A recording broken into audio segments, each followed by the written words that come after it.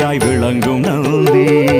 மங்களங்கள் அனைத்தையும் கொடுக்கும் நந்தி, மனிதர்களின் துயர் போக்க வந்த